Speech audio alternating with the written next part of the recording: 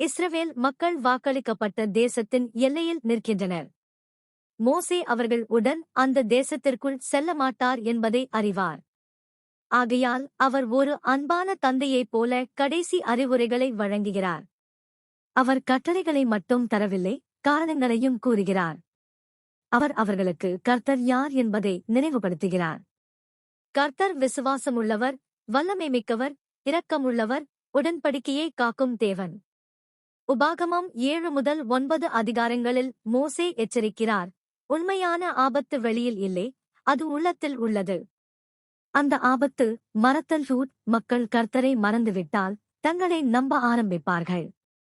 கட்டளைகளுக்கு காரணம் கூற ஆரம்பிப்பார்கள். பரிசுத்தமானவற்றையும் உலகியலானவற்றையும் கலந்து விடுவார்கள். மோசே ஒரு முறையே கற்பிக்கிறார், கர்த்தர் செய்ததை நினை, அவருடனான உடன்படிக்கையை காக்க, ஆசீர்வாதங்களில் தாழ்மையாயிரு, விழுந்தால் உடனே மனந்திரும்பு. இது இன்று நமக்கான உடன்படிக்கை பாதை. நாம் கர்த்தரை நினைத்து, அவரை நம்பி, அவருக்கு கீழ்ப்படிந்தால் நாமே பாதுகாப்பில் இருப்போம். மோசே சொல்வது, நீங்கள் கானான் தேசத்திற்குள் செல்லும்போது பலமான நகரங்களையும் வேறு வழிபாட்டு முறைகளையும் காண்பீர்கள். கலந்து போங்கள் என்று அவர் சொல்லவில்லை. தனியே பிரிக்கப்பட்ட ஜனங்கள் என்று வலியுறுத்துகிறார். இது பிறரை வெறுப்பது குறித்து அல்ல, கர்த்தருக்கு உண்மையாக இருப்பது குறித்து. விக்கிரக ஆராதனையுடன் இணையும் உறவுகள் மனதை மெதுவாகத் திருப்பும். சிறிய சமரசங்கள் பெரிய இழப்புகளாக மாறலாம்.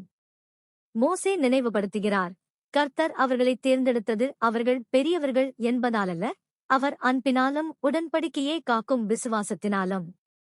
இது நன்றியுணர்வையும் தாழ்மையையும் வளர்க்கும். இன்று விக்கிரகம் பல வடிவங்களில் வருகிறது. பணம், புகழ், இன்பம், அகம்பாவம். எது கர்த்தரை விட முதல் இடம் பெறுகிறதோ அது விக்கிரகம். எனவே கேளுங்கள், எது என் ஜெபத்தை குறைக்கிறது? எது மனந்திரும்புதலை தள்ளி வைக்கச் செய்கிறது? நாம் கர்த்தரை முதலில் தேர்ந்தெடுத்தால் அவர் நமக்கு முன்பாகச் சென்று நம்மை வலுப்படுத்துகிறார். உபாகமம் 7 உடன்படிக்கை அன்பு பற்றி கற்பிக்கிறது. கர்த்தரின் அன்பு உணர்ச்சியல்ல, அது விசுவாசமான அன்பு, செயலில் காணப்படும் அன்பு. அவர் வாக்குறுதிகளை மறக்கார். அதனால் பரிசுத்தம் மற்றவர்களை விட உயர்ந்தது அல்ல, தேவனுக்குரியது என்பதே. நம்பிக்கையை இரண்டாக பிரிக்க முடியாது. கர்த்தர் நீதிமானும் இரக்கமுள்ளவரும் ஆவார்.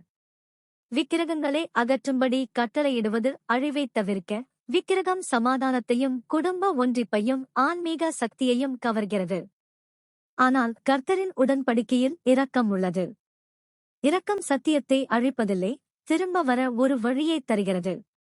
இயேசு கிறிஸ்துவின் பரிகாரம் மனந்திரும்புதலை சாத்தியமாக்குகிறது. மனந்திரும்புதல் தண்டனை அல்ல, மீட்பு. கர்த்தர் நம்மை முழுமையாக்கி விட்ட பின் உதவமாட்டார், நாம் அவரை நோக்கித் திரும்பினால் உடனே உதவுவார். உடன்படிக்கையை காக்கும்போது நாம் தேவனின் அன்புக்குள் தங்குகிறோம். மோசே தெளிவான முடிவுகளை எடு என்று சொல்கிறார். ஆன்மீக விஷத்தை வீட்டில் வைத்திருக்காதே. ஒரு விஷயம் மீண்டும் மீண்டும் கர்த்தரிடமிருந்து உன் இதயத்தை விலக்கினால் அதனுடன் சமரசம் செய்யாதே, அகற்று. இன்று விக்கிரகம் பல வடிவங்களில் இருக்கலாம். பணம், இன்பம், கவனம், அகம்பாவம். நல்ல விஷயங்கள் கூட முதல் இடத்தை பிடித்தால் விக்கிரகமாக மாறலாம். உடன்படிக்கை வாழ்க்கை எளிய பழக்கங்களில் வளர்க்கிறது. ஜெபம், வேதாகம வாசிப்பு, கர்த்தரின் நாள், பரிசுத்த திருச்சாபம், வீட்டில் கிறிஸ்துவை பற்றி பேசுதல். பரிசுத்த ஆவி எச்சரிக்கும் போது தாமதிக்காதே. பிறகு என்று சொல்லாதே. உடனே மறந்திரும்பு. ஒப்புக்கொள். மன்னிப்பைக் கேள். மாற்றம் செய். தேவையானால் உதவி நாடு. மனந்திரும்புதல் பலவீனம் அல்ல, உடன்படிக்கை வலிமை. நாம் சிறியவர்களாக உணரலாம், ஆனால் கர்த்தர் சிறியவர் அல்ல, அவர் வீட்டையும் இதயத்தையும் பரிசுத்தமாக மாற்ற வல்லவர். உபாகமம் 8 அதிகாரம் பாலைவன ஆண்டுகளை பாடசாலை என்று கூறுகிறது. கர்த்தர் அவர்களை நடத்தினார், சில நேரங்களில் பசியை அனுமதித்து பின்னர் மன்னாவை கொடுத்தார். இதயம் வெளிப்பட்டு உருவாகுமாறு சோதித்தார். பாலைவனம் சார்ந்து வாழ கற்றுக் கொடுத்தது. அது வசதியான இடமல்ல, ஆனால் கர்த்தர் காத்தார். இப்போது வளமான தேசத்திற்குள் செல்லும்போது புதிய ஆபத்து வருகிறது. நிறைவு. நிறைவு மரப்பையும் அகம்பாவத்தையும் உண்டாக்கும். சிரமத்தில் ஜெபம் அதிகம், சுலபத்தில் மனம் தளரும். ஆகவே மோசே நினைவில் கொள் என்று மீண்டும் மீண்டும் சொல்கிறார். இன்றும் நமக்கு பாலைவன காலங்கள் உண்டு. நிதி அழுத்தம், நோய், தனிமை, மனந்திரும்புதலின் வேதனை. பாலைவனம் தேவன் உன்னை விட்டார் என்பதல்ல, அவர் உன்னை ஆசீர்வாதங்களில் தாழ்மையுடன் நடக்க கற்றுக் கொடுக்கிறார் என்பதே. மோசே சொல்கிறார், என் சக்தியால் இதை பெற்றேன் என்று இதயத்தில் சொல்லாதே. செல்வம் பெற சக்தி தருபவர் கர்த்தர். நாம் உழைப்போம், ஆனால் சுவாசமும் வாய்ப்பும் பாதுகாப்பும் தேவனிடமிருந்து. நன்றியுணர்வு பாதுகாப்பு. அது இதயத்தை மென்மையாக்கும், மனந்திரும்பத் தயார் ஆக்கும். அகம்பாவம் கடினமாக்கும், மற்றவர்களை இழிவுபடுத்தும், இரக்கத்தை மறக்கச் செய்கிறது. இது உடன்படிக்கையோடு இணைந்துள்ளது. கர்த்தரை நினைத்தால் கட்டளைகள் மதிப்பாகும், கர்த்தரை மறந்தால் விக்கிரகம் வருமாறு கதவு திறக்கும். திருச்சாபம் வாரந்தோறும் நினைவில் கொள்யூர், வேதாகமம் தினமும் நினைவில் கொள்யூர், ஜெபம் எப்போதும் நினைவில் கொள்யூர். எளிய கேள்விகள் கேளுங்கள். நல்ல காலத்திலும் நான் ஜெபிக்கிறேனா? யாரும் பார்க்காத போதும் உடன்படிக்கையை காக்கிறேனா? நேர்மையாக மனந்திரும்புகிறோனா? கர்த்தர் ஆசீர்வதிக்க மட்டுமல்ல, காக்கவும் விரும்புகிறார்.